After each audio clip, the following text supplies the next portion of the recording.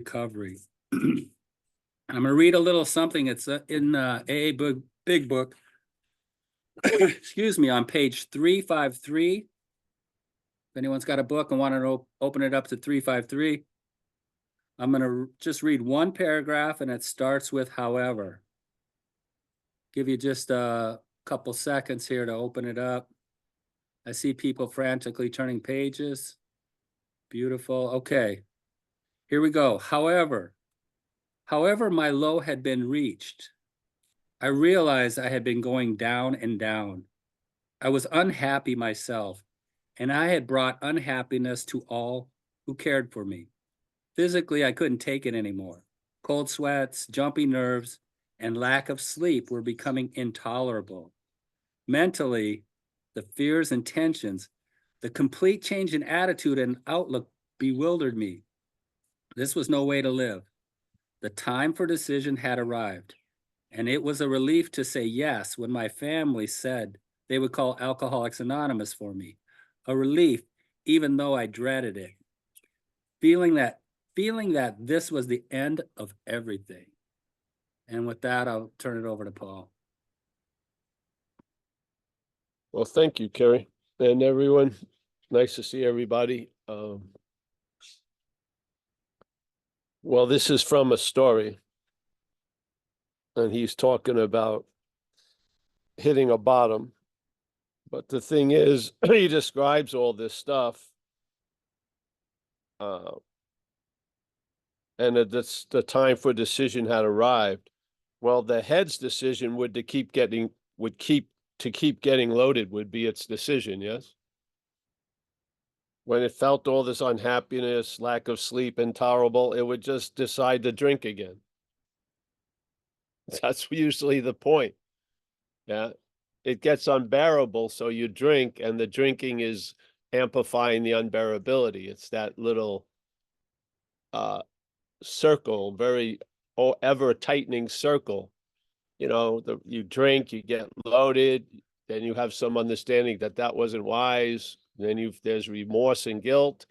To get relief from the remorse and guilt, you drink again, and so on and so forth. But that got interrupted here because his story is in the book. So something made a decision for him without him knowing it or not. And it started him into the process of recovery. Hallelujah. Yeah. Now, but the low that had been reached, if that was the case, if that what triggered the decision, then everyone would have the same decision, but it doesn't. Yes. So there's grace involved. There's an unknown something going on. And then maybe at the 80th time, you woke up with the exact same condition, yet something finally happens. Yeah. Now, I don't see any role you have other than the one who's demonstrating the effect and the one who's going to get moved by the grace. Yeah. Yeah. So mentally, the fears was becoming intolerable. Mentally, the fears and tensions, the complete change in attitude and outlook bewildered me. This usually would lead to a drink. That's not what he's saying, but this is what happens. There was no way to live. Yeah, so let's drink. The time for decision had arrived. And thank God something else made a decision. Because he was making decisions based on himself that had brought him to this condition. And he had been brought to this condition probably many, many times. And a decision based on self led it to be brought back to this condition. And the bottom, even though it's defined as a bottom, it can get deeper. Yeah. It's still a bottom, but it has a depth or a shallowness. And the depth is going on and on. So there could have been a decision made by self, and he would never have been in this book. Yeah, he may be in an obituary page or something, but he never would have found himself in this book. But something did for him what he couldn't do for himself, and a decision was made. Perhaps there is a better way. And then I find sometimes when that occurs, life conspires to bring you to your first meeting. That's what happened with me. Yeah. It whacked me sober, and then it brought me to my first AA meeting that night.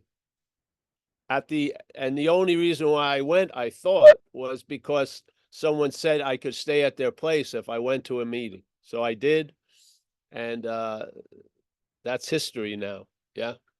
So something broke that habit of making decisions based on self, and another decision was made based on something else. Yeah.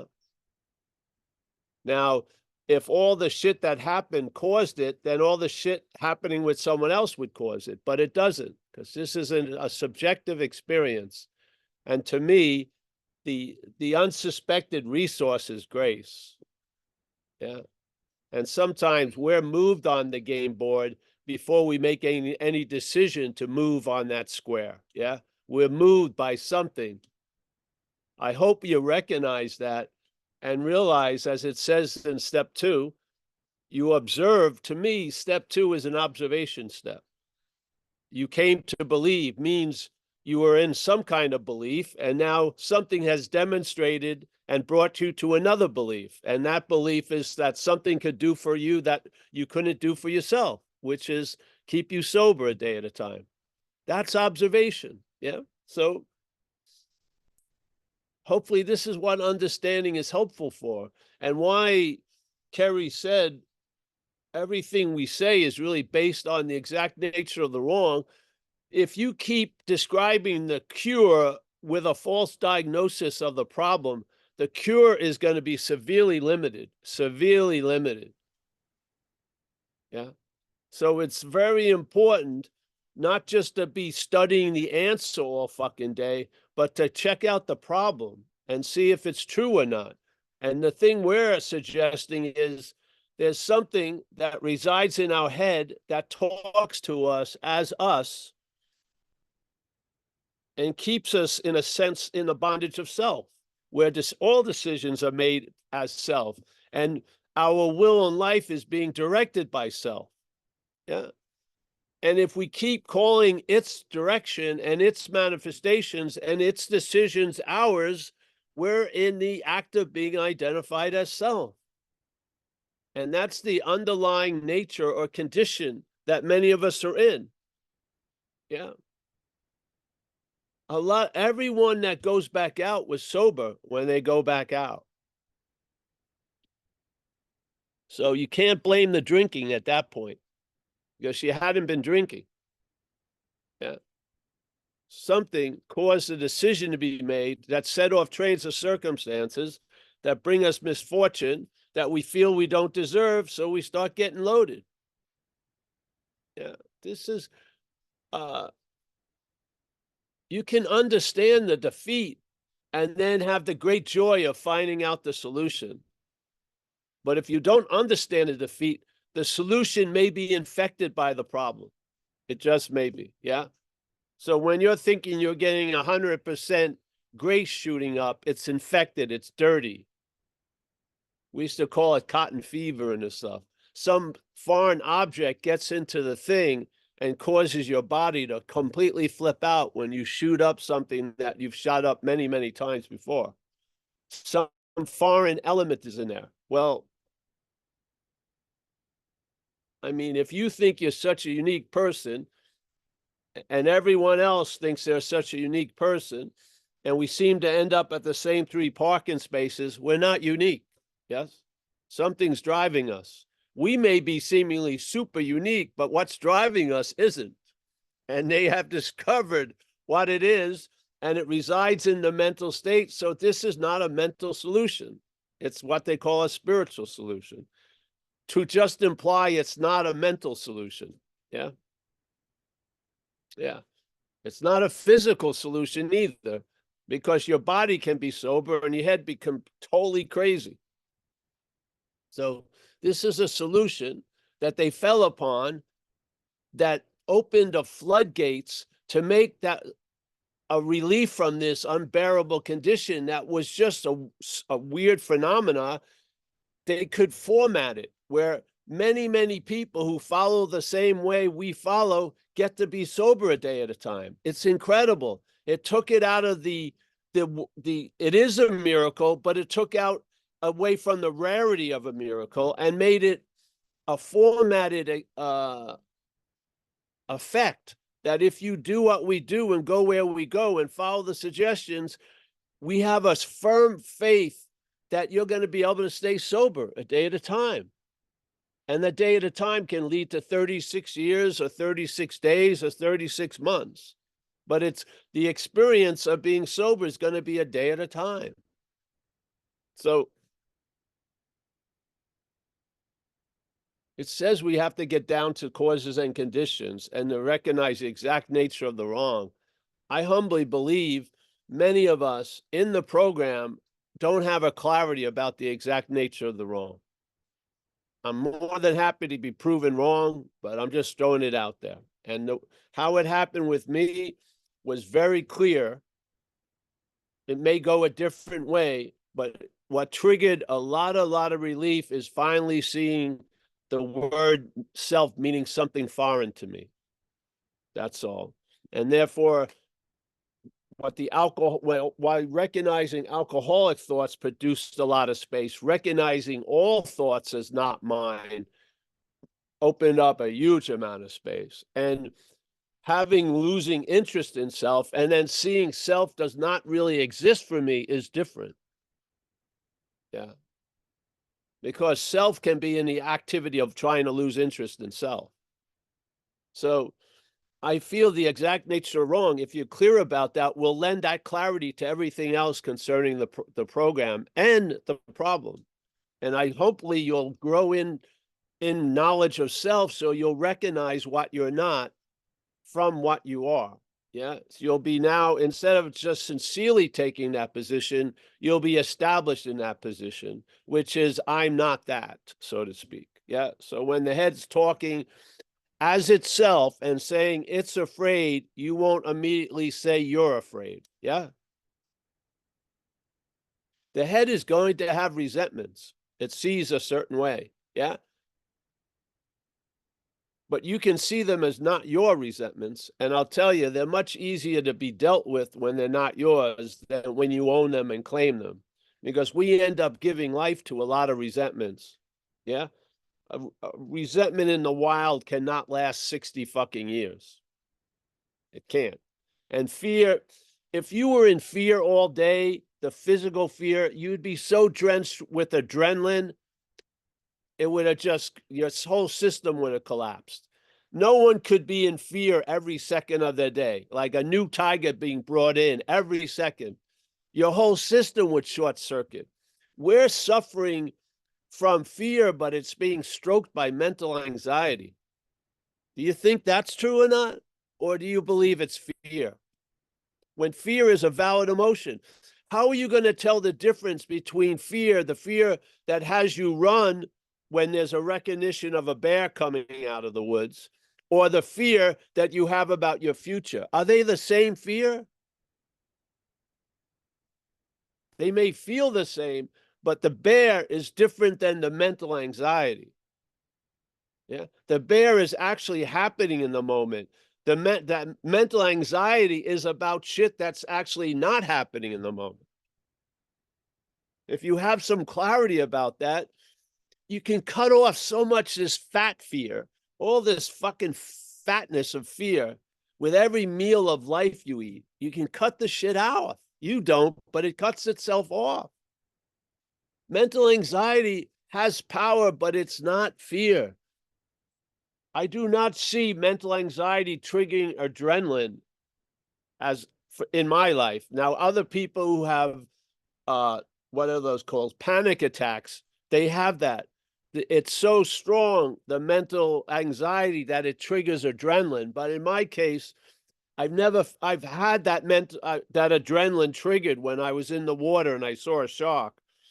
And I've had it a few other times. Nothing the mental anxiety could promote was triggering that adrenaline. One sight of a shark dropped so much more adrenaline than all the mental anxiety ever triggered. Yeah. So fear is a valid emotion. I wish we'd stop talking about fear and talk about mental anxiety. Yeah. Because Because if you talk about fear, you'll use the fear you have with a bear as validating all the other fear. But it's different. Mental anxiety is a different, it's like a different frequency. It strums the instrument of fear. Yeah. And some people I know, they're getting like electrocution shocks all day. How much can your nervous system take? Your nervous system cannot be in fear every second of every fucking day. It's going to do something to your basic overall physical condition.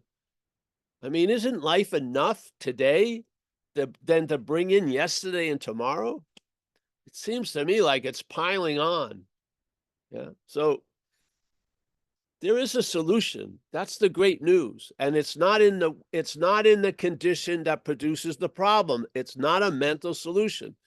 This is not a self-help system. It's not you're going to get better and you're going to pull yourself up with your own bootstraps. It's not that kind of thing.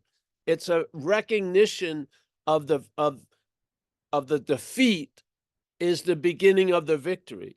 And the admittance of powerlessness opens the gate of a newfound power. Yeah.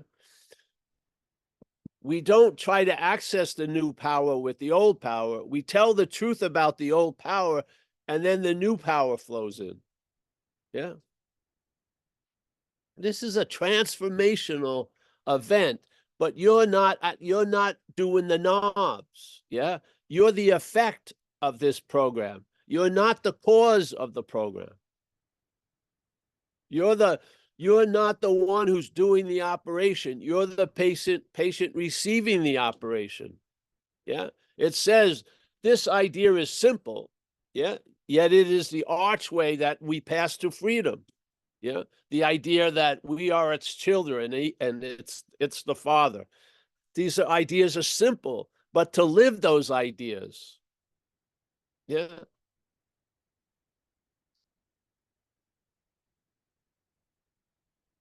Are you managerial quality? Even if you're managing other people as a job, isn't it better when you're managed by something other than your head? I imagine you'd do a lot better job managing others if you didn't see yourself as the manager of others, yeah?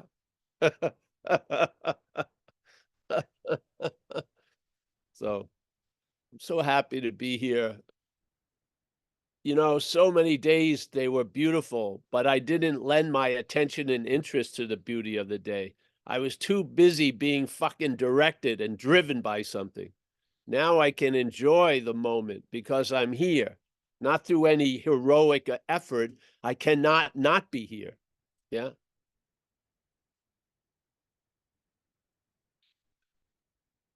I was awake the worst day of my life. I've been awake the best days of my life. The awakeness is a fact. Yeah. You're not choosing to see, hear, feel, taste, or touch. You're in the event of seeing, hearing, feeling, tasting, and touching. Yeah.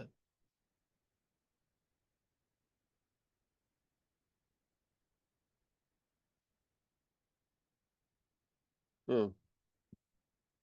All right. Carrie or Mickey, whoever's running the show. Let's go, people. Yeah, I agree with everything, Paul. And that's why I just like to keep coming to this, hear it over and over and over. Hey, we have a hand up, and that is Ruben Van Roon drum.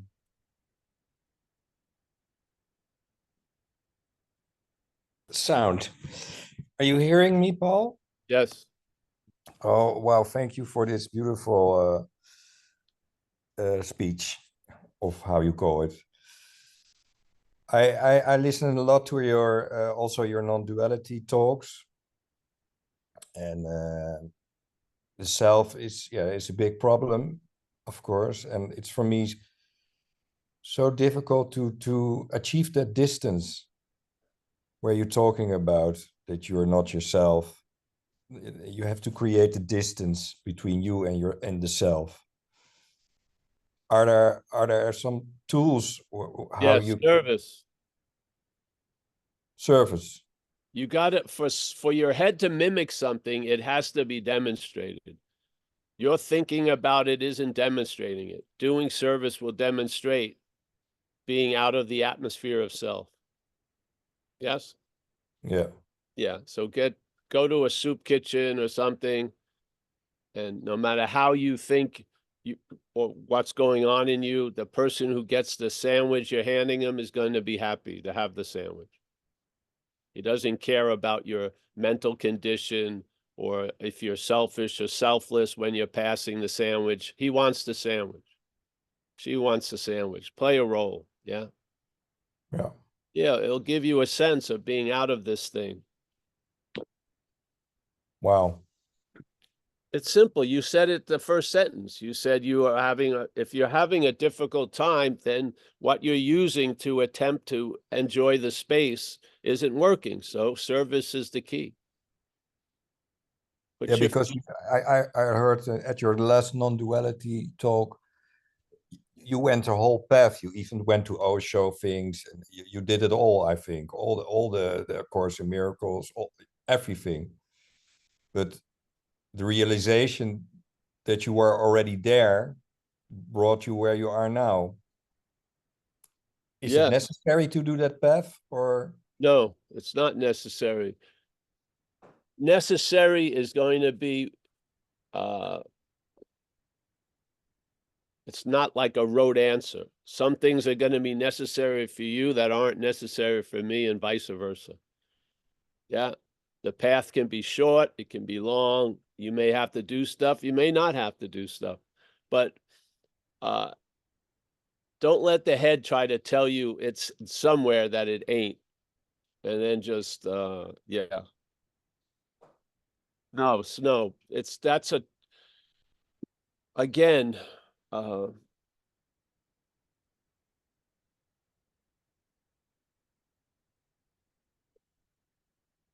the path and the person walking on the path are co-aligned, yes?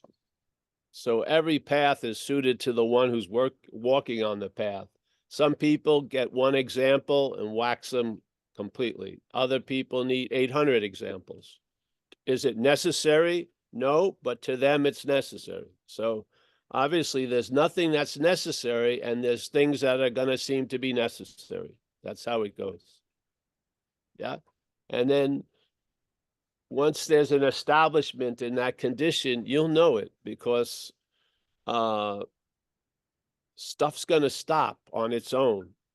Things are going to, that seem to have so much momentum in your life, are going to either quickly or slowly come to a halt. Yeah.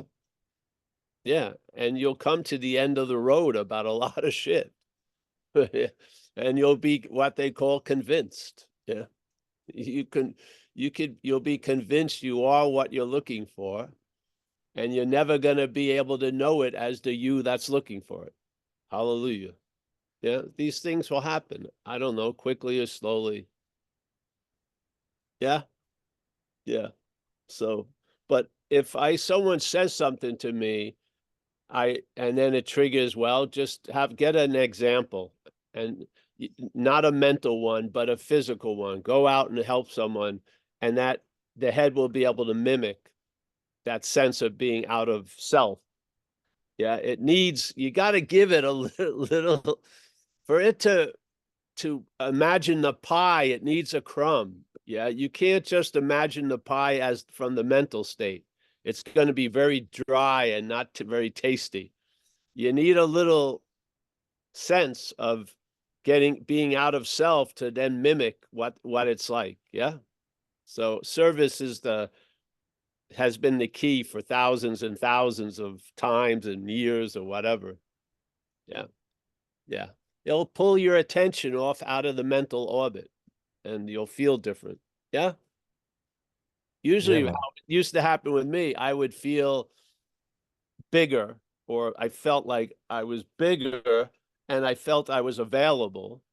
Yeah. And so I felt a presence when I was available.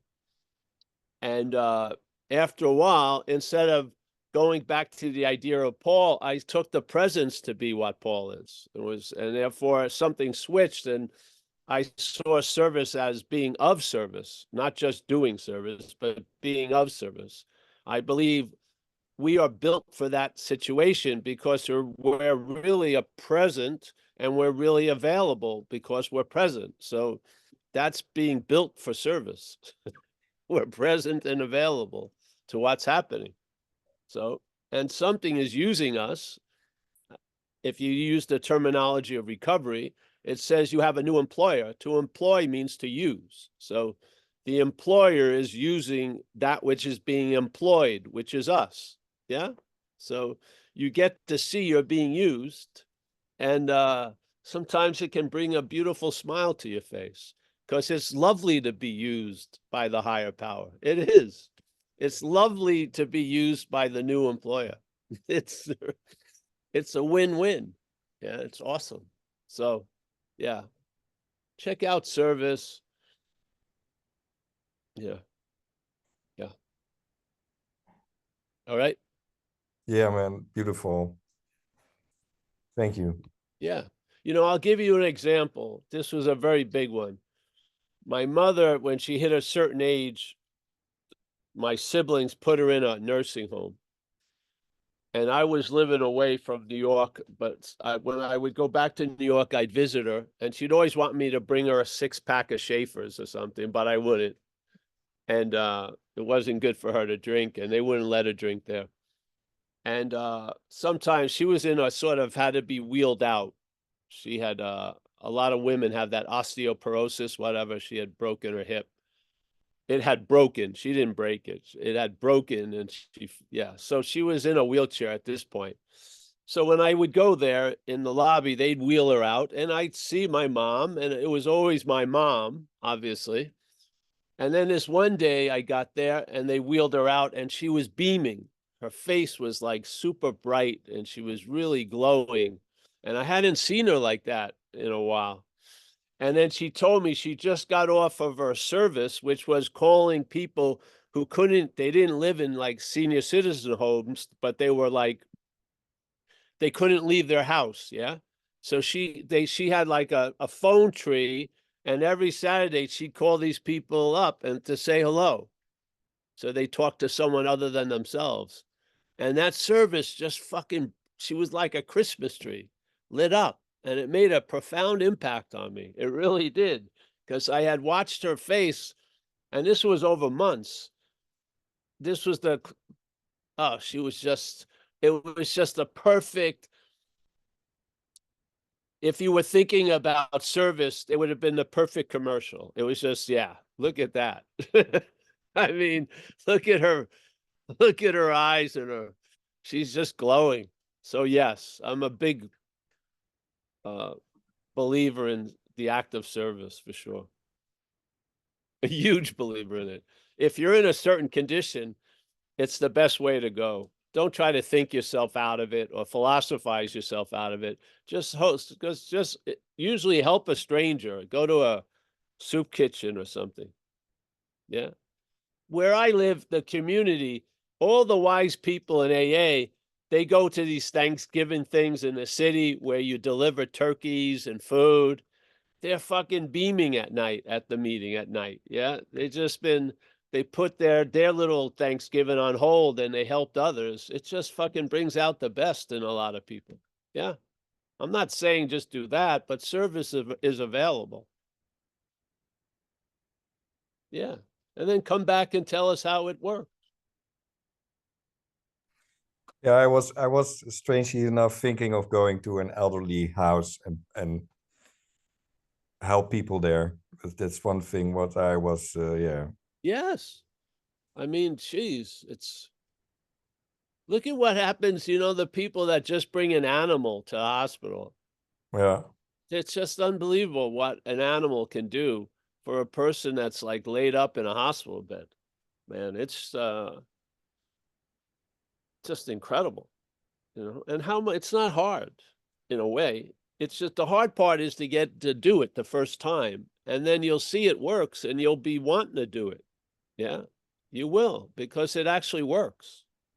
Yeah, but my head is saying all kind of things because I have a tired disease that I'm chronically tired and that kind of thing. So I cannot walk with all kind of excuses. Yes, try it. Just try it. You know, take a car and then walk a short way, you know, and Yeah. then you can sit there while you're handing out sandwiches. You don't even have to stand. Yeah. Yeah. Just give it a shot and tell us what your experience is. Yeah, Paul. I will. Thank you. Yeah. A lot of times the head will tell you, oh, let's get quiet and go in the cave. No, you should go out and do something. Yeah. The head loves to get you isolated. It does. Really does. So, and after a while, you start knowing, yeah, what strokes work and what doesn't work. You come to know the action figure like a spaceman would know its suit, its spacesuit. You'll start knowing what works. Yeah, yeah, yeah. Hmm. All right. Thank you, Ruben. Thank you.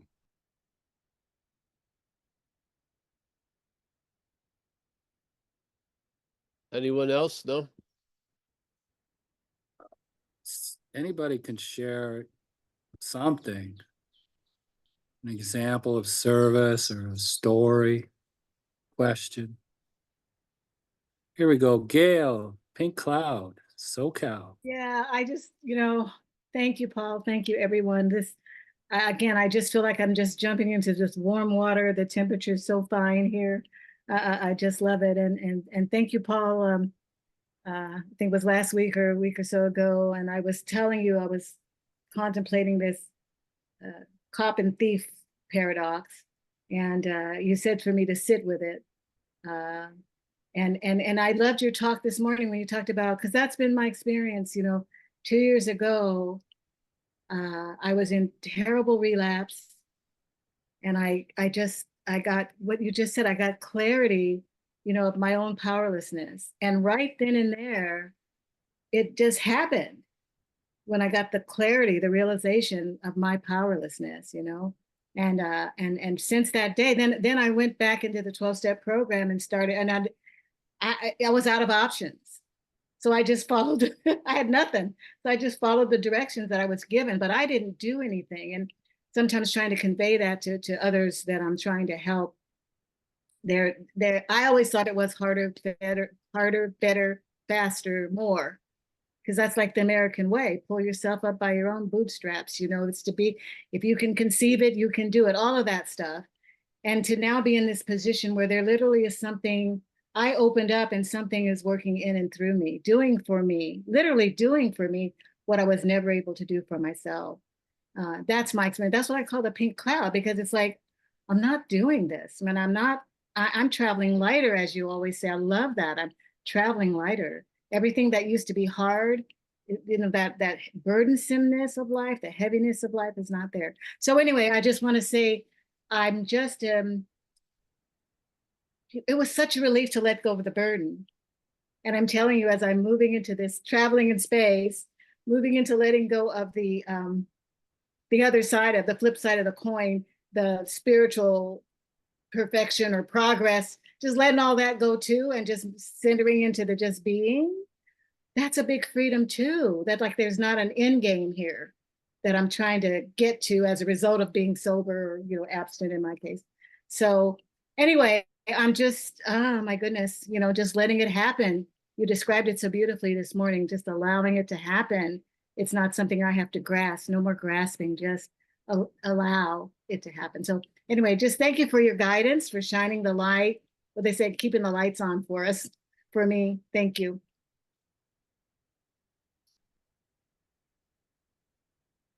Well, don't you notice that something's doing for you that you couldn't do for yourself? So I couldn't it's get out of already, bed. I couldn't get out of bed, oh, for God's sake, on my own. yeah. So now it's the it's just a formality with the I'm allowing it, but it's already doing it.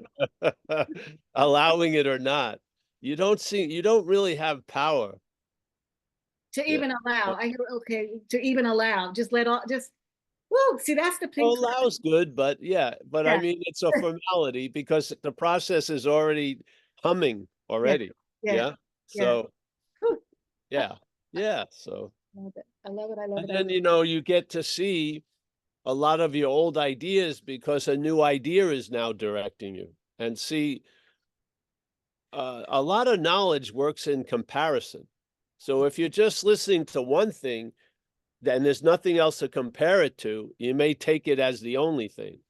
But now we've been introduced to something that brings out other possibilities to compare to the old ideas. So like it says, we have to let go of the old ideas or the result will be nil. Now, letting go of the old ideas isn't letting go of an old idea. It's just letting go of a lot of shit during, in your little world, like holding the control levels and everything and levers and everything. And then you realize that you're letting go of the old ideas. Yeah. Because they were sort of connected to the mothership and now they're just floating. You can see them. And I'll tell you, there's some whoppers when it comes to old ideas. There's some major whoppers that that yes. But now they're not attached to the mothership, so they're just floating, floating, floating. Yeah, and so a lot of times when we say let go, we're in the state of letting go already. Yeah, so you don't have to say it. You're in the state of letting go because we like to have control. The head does, yeah. So it likes when something has already happened, it likes to say, "Well, I'm allowing it to happen," or I'm going along with it. Well, it's sort of like, yeah, going along in a rushing river. You're not allowing it. You're in it. Yeah, it's taking you. You know what I mean? So, but the head's a trip. Yeah, it always wants to throw itself in there. Oh, I am an incredible person. I'm allowing something else to work on me. No, you're fucking not. That's what's being worked on, is this arrogant righteousness of thinking you're doing everything. Yeah. Yeah. When is it going to begin? You're in it. I didn't say yes. Well, you did in a way. Yeah. You admitted your defeat, and now victory is at hand. Yeah, so it's nice to see you, Gail. Thank you. Thank you for your efforts. What is that word? Your very bubbly atmosphere. Thank you. Effervescent. Effervescent. I've been rocketed into the fourth dimension. Yes. Which is now. This is the fourth dimension, right? Thank you. Yeah. Thank you, Yeah. Thank you, everyone. When you arrive at the fourth dimension, it tells you on having never left. We all believe we have believed a lot of shit that hasn't been so. We thought we were so fucked up. You couldn't have been put back together in such a short period of time if you were that fucked up. It's a lot of it is just imaginary discourse up there. Yeah. Yeah. It says it's going to take 30 years for a second renewal. It has no idea what's actually going on, but won't admit it. So you got to keep listening to it. Oh, I'm allowing this new construction. No. I'm going to disallow it. The workers don't even stop for a second. The building keeps on building. Wait a minute. I said I'm disallowing it. There was a great master. It said, your head is already in the tiger's mouth. Yeah. So you're not choosing to put your head there. You're not allowing it. It's already in there. Yeah. So I love recovery because you don't have to be aware of it working on you. It's working on you. It's actually better when you're not aware it's working on you. It goes better. Yeah. Yeah. Have you ever seen a job, if you ever been in service or contracting, and then the owner is over your shoulder watching you? You always do a worse job. It's just way too much, you know? It's best when the owner just trusts and goes away, and the job goes a lot better. Exactly with this. That's why we have service and everything, to send ourselves around the corner while the operation continues. Yeah, it's the doctor doesn't want your opinion about the operation. We use service almost like an anesthesia to keep us out while the operation's continuing.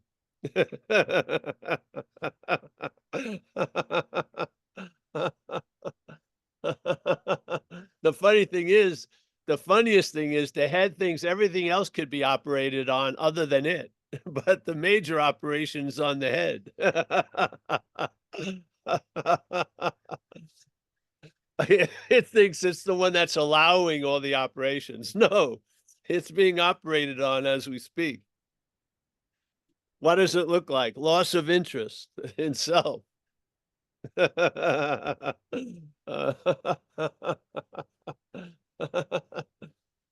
It's not going to change what the station K. Paul says. It's going to lower the volume.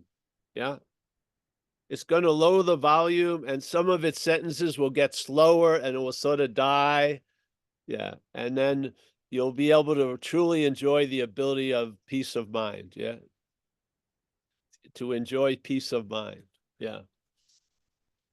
Because that peace of mind is being taken out, so to speak. Yeah. It's great. All right. Anyone else? Sir, it's Mike M. and then Linton. Mike and M and Linton. All right.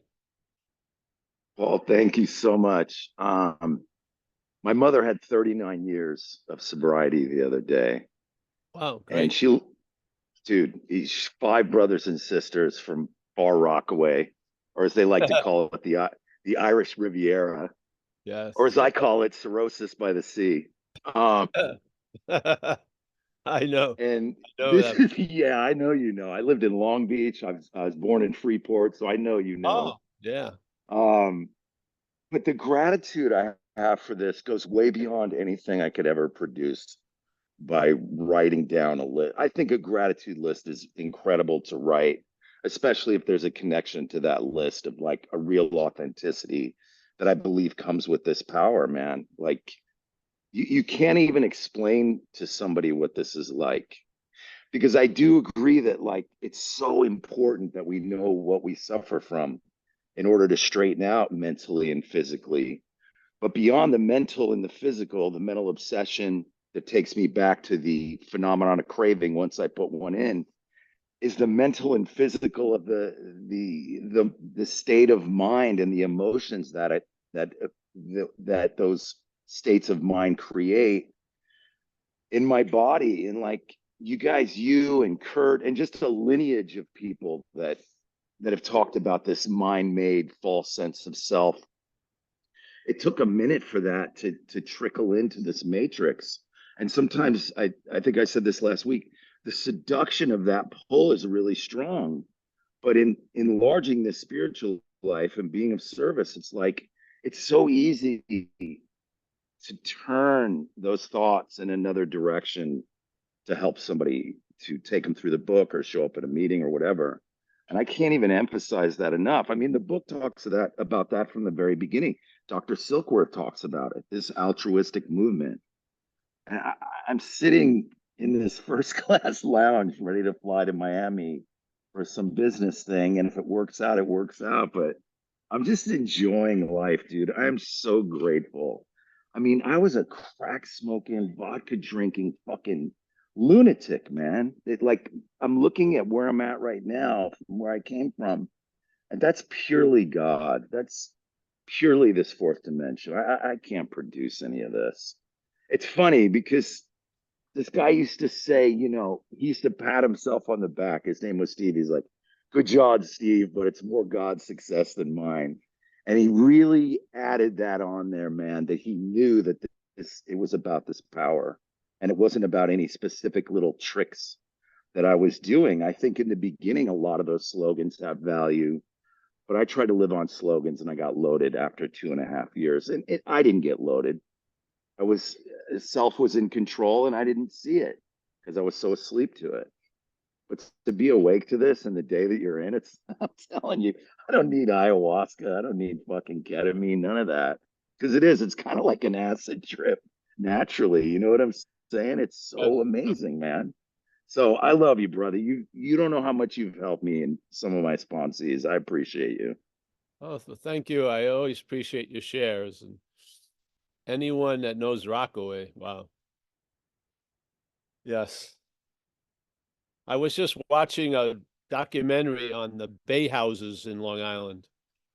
You know, those houses that were put up in the marshlands that I used to always see driving through Meadowbrook Parkway. Very nice little documentary. And everyone sounds like me on it. It's very strange. Acre, not acre. It's not an acre. It's acre. Acre. You ought to drink water, quarter. You know, it's great. Right. Or when sometimes you say Amelia and it's Ameliar. I know. I With can't. the R on the end. I know. I dig it, man. It reminds me of being back there. I just go to a bagel store when I go back east. In 5 minutes, I get my subscription renewed for 5 more years with the accent. All I got to hear is an East Coast darling. Darling. That does it. It just downloads the whole thing. The whole app downloads for another 5 years.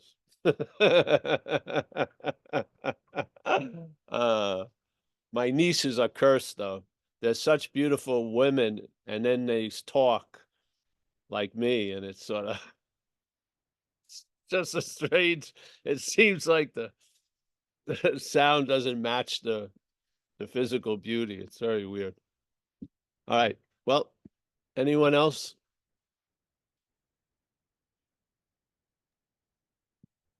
Hey, Paul, can I chip in, Kerry? Yes, Linton, don't wait for me to invite you. Yeah, you're up. Thank you very much. Hey, Paul, good to be here. Thanks for running these things. It's really, really good. And what I was just thinking about is something that you said before about meetings. And I'm really curious about the role of meetings. I think you've said quite often, go to a meeting, feel better. If in doubt, go to a meeting. It's not whether to go to a meeting, it's which one. Yeah. And in my experience, it's often the meetings that I struggle with most and which I pull away from. I've been to loads of meetings in different fellowships over the years, and I would say honestly, more often than not, I come out worse than I go in. And there's not a lot in the book about meetings. There's loads about working with others and connecting with others. And I remember I had a sponsor years ago who, when I was talking to him about this, he said to me, Linton, are you sober? Are you clean? And I said, yeah. And he goes, right, the meeting's not about you anymore. It's about going in there for someone who isn't clean and who isn't sober. And that was a big eye opener for me, Yep. Not going to a meeting for what I can get out of it, but what, little bit that I may be able to drop that may be able to help someone else. And it's a big shift.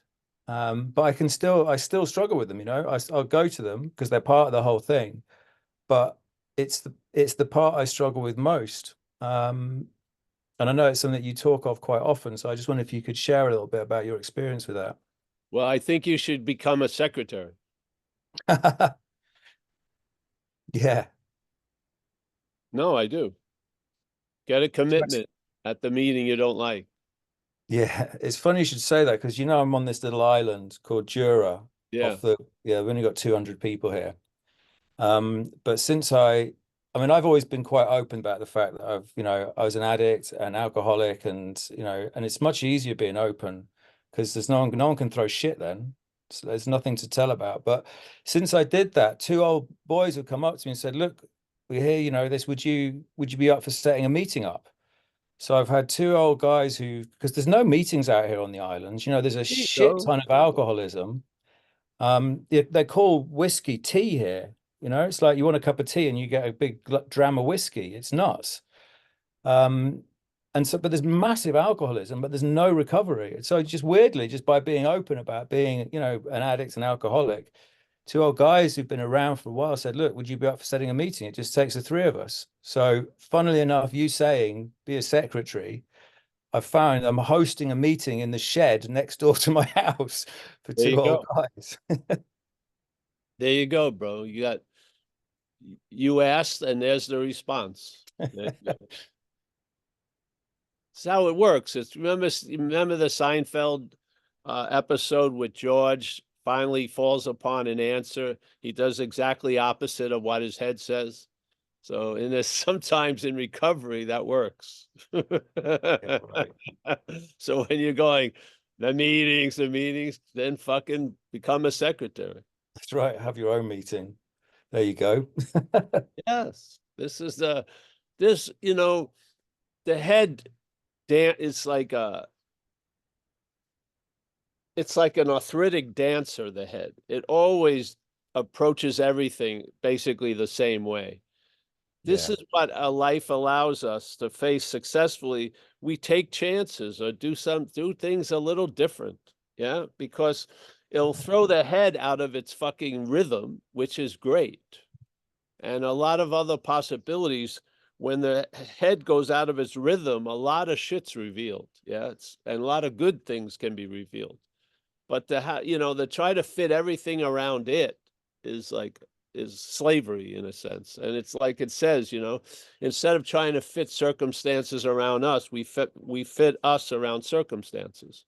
So that's what, being the secretary. There you go.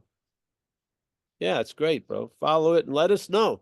Come back, Ruben, and you put these things out and then tell us how it went. I will. This is like kindergarten, as it says in the big book. Well, how do you learn in kindergarten? Some kid does something, the teacher goes, oh, look at Billy.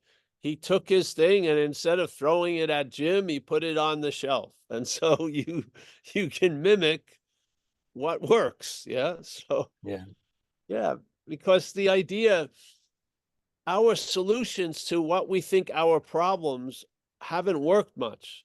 So something's off in the equation. So we're trying to, just like when you do an inventory on paper, it produces a different answer than your head does. Yeah. And that's one of its great values.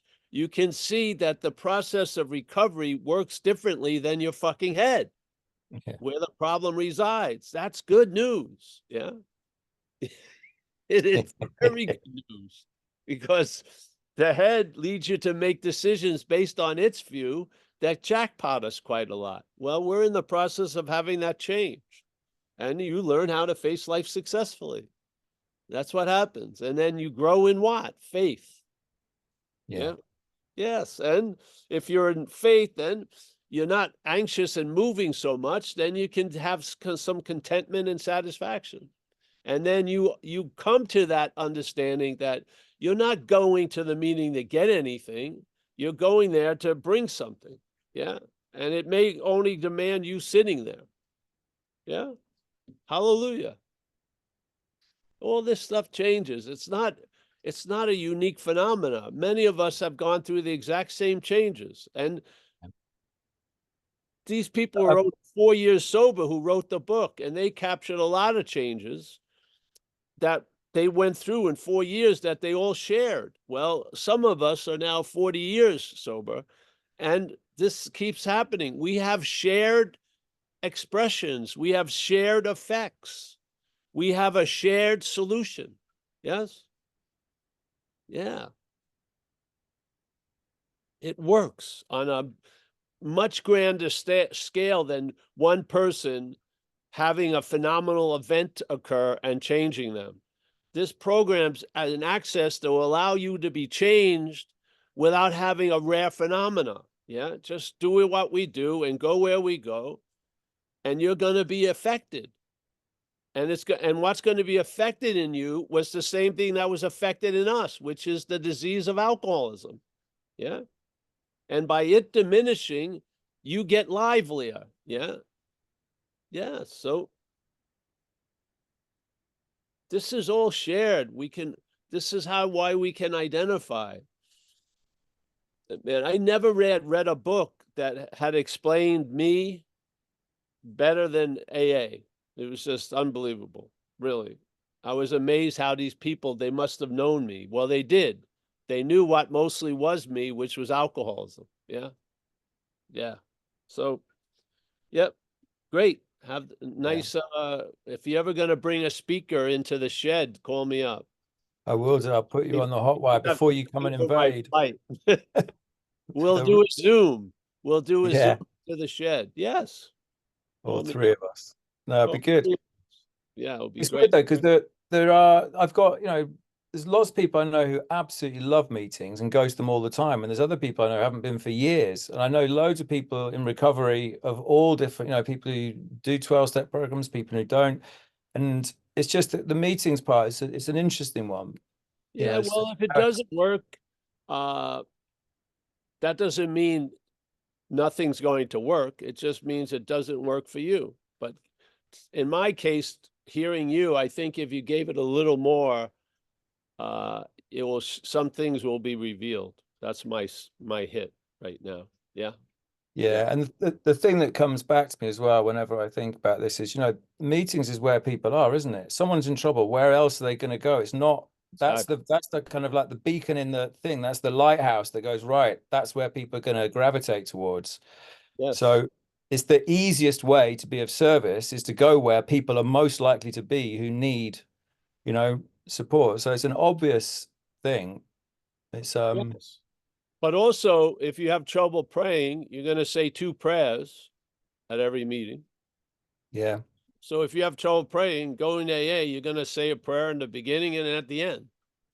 And you can pick up the chairs and put them away. And there's something to do. Yeah. And so, and one of the most powerful things is just sitting there in the solution. I mean, we're being used by a loving something to express its understanding through our group conscience. So that's a pretty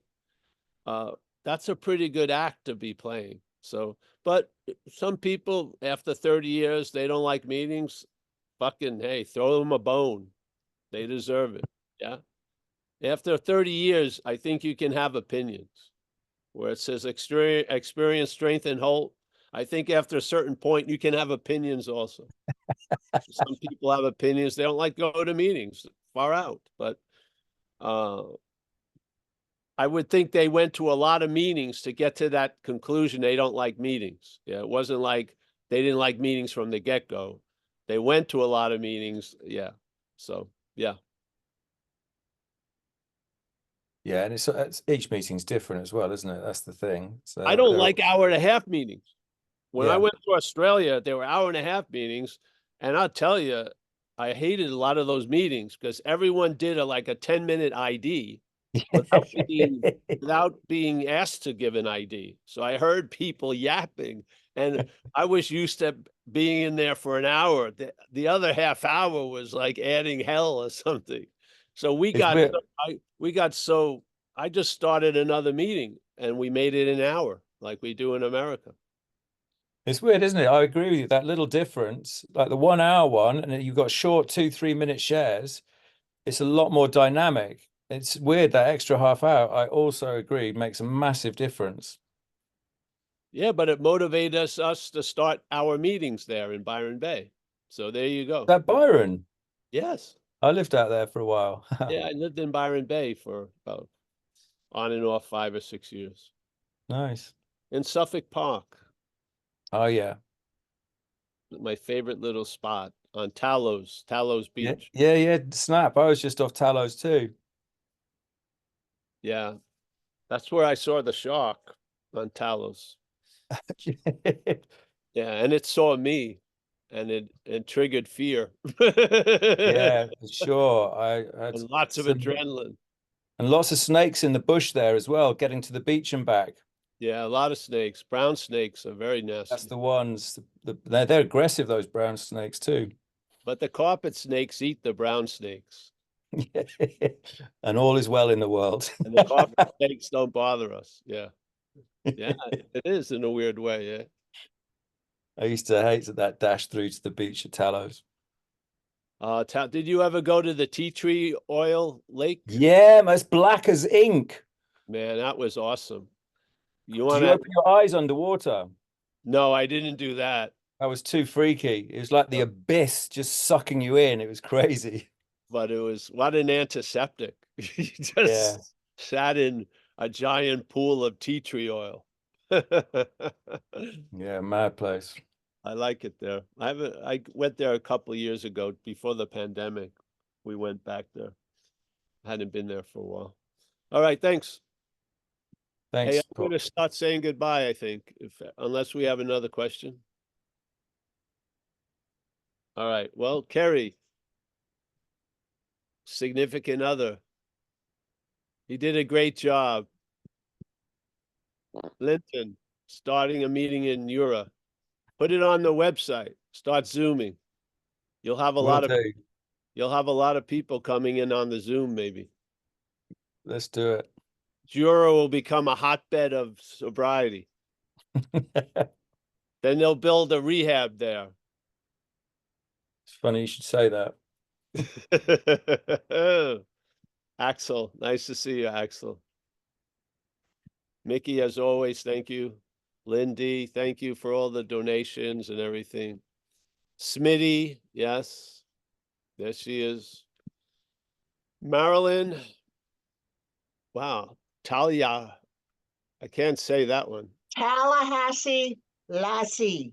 Oh, the Tallahassee Lassie. Oh, Right, I've been gone for a while because there were tornadoes here and whatnot, and power outages. I've missed you.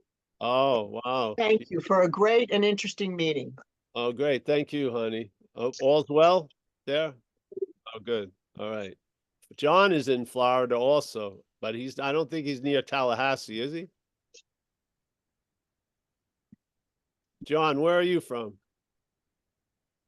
Titusville, about, I don't know, good 4 hours, I think, maybe 5 hours from Tallahassee. What's the name of it? Titusville. Yeah, Titusville. Wow. Titusville. Oh. He's on the Space Coast.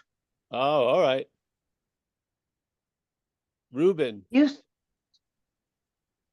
Ruben already left to do some service. There you go. Everett. All right. The next check, Everett, make it pie.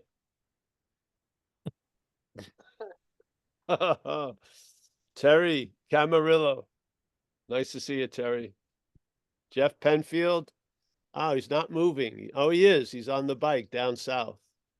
Jay, Canada, my main man. Gail, Pink Lady, Pink Cloud. Very nice.